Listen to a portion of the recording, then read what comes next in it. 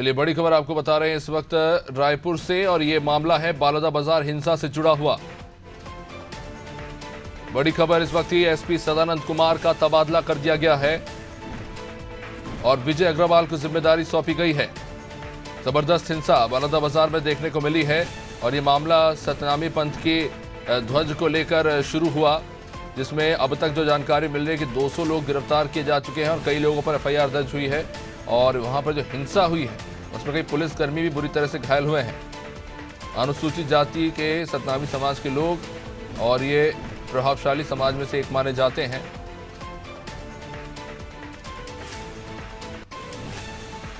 ये मामला उनके ध्वज से जुड़ा हुआ, इसको लेकर हिंसा भड़की थी और अब स्थिति काफी ज्यादा बिगड़ गई है।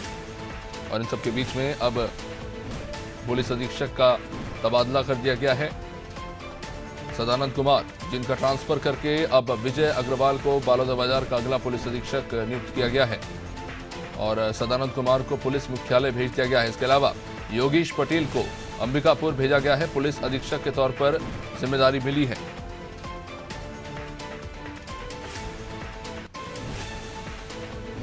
आपको बता दें, इससे पहले सतनामी समाज के लोगों ने धार्मिक स्थल पर हुए जो नुकसान है उसको लेकर काफी ज्यादा आक्रोश उनमें देखने को मिल रहा है और ऐसे में काफ़ी ज़्यादा हिंसा देखने को मिली कलेक्ट्रेट के दफ्तर से लेकर तमाम इलाकों में।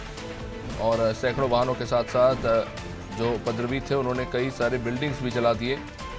और आपको बता दें कि जिला कार्यालय परिसर में खड़ी 2 दर्जन से ज़्यादा कारों को अलावा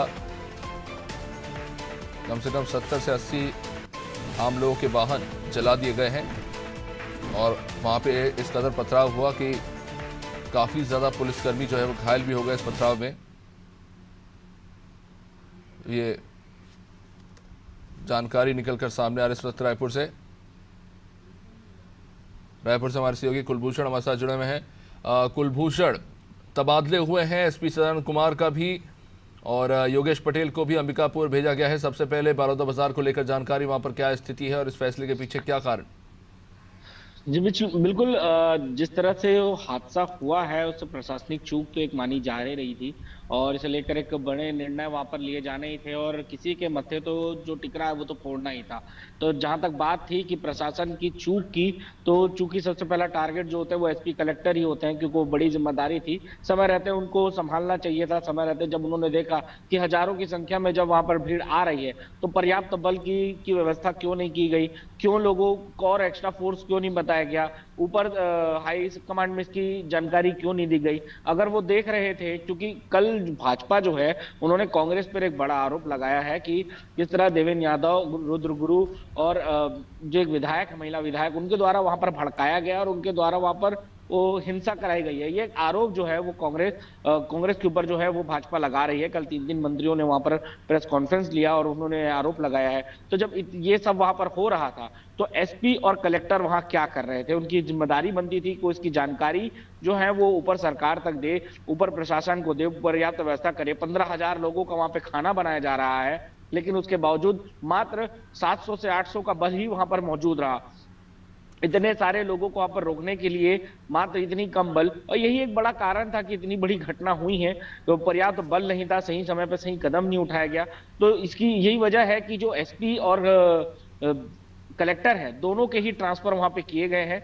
इनकी जगह विजय अग्रवाल को वहां पे मौका दिया गया है, दीपक शुक्ला को वहां पे मौका दिया गया है। वो दोनों वहां जाएंगे क्योंकि विजय अग्रवाल और दीपक शुक्ला दोनों ही सीनियर एसपी रहे हैं और बहुत ही सीनियर पुलिस अधिकारी रहे हैं, तो उनको वहां पर मौका दिया गया, वो वहां पर जाएंगे। अब जो कि हालात वहां के मैं आपको बता दूं, तो अभी तक के जो हालात हैं, करीब 200 लोगों की वहां पर गिरफ्तारी हुई है।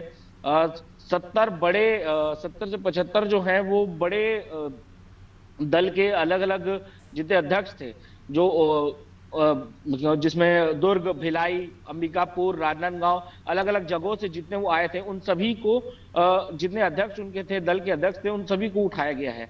हालात अभी भी वहां के खराब हैं, क्योंकि जितने लोगों को 200 लोगों को करीब जो उठाया गया, उनके परिवार भी अब इकट्ठा हो रहे हैं और प्रदेश व्यापी चारों तरफ जो है वो उनके जो लेटर हैं वो जारी किए जा रहे हैं कि किस तरह से रायपुर की ओर ये बढ़ने के लिए हो सकता है कि आने वाले समय में ये रायपुर की ओर भी कूच करे।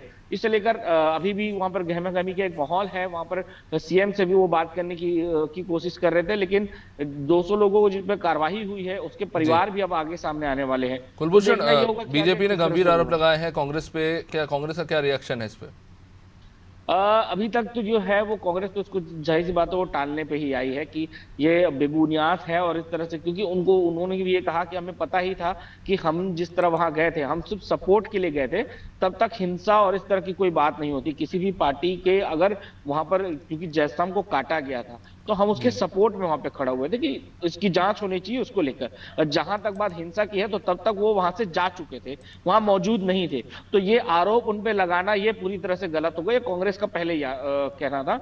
अब देखना ये होगा कि कहां तक ये मामला जाता है, क्योंकि अभी क्योंकि गिरफ्तारी की बात की गई थी जिसमें देवेंद्र यादव जो अभी करंट में विधायक हैं, एक महिला विधायक भी उसमें शामिल है, कविता प्राण लहरे, और जो पूर्व मंत्री रहे हैं रुद्र गुरु।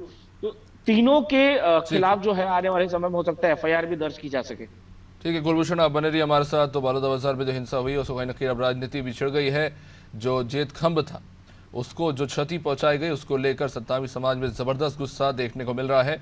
अब इन सब के बीच में एसपी का तबादला तो कर दिया गया है, लेकिन अभी भी स्थिति काफी ज्यादा चिंताजनक है।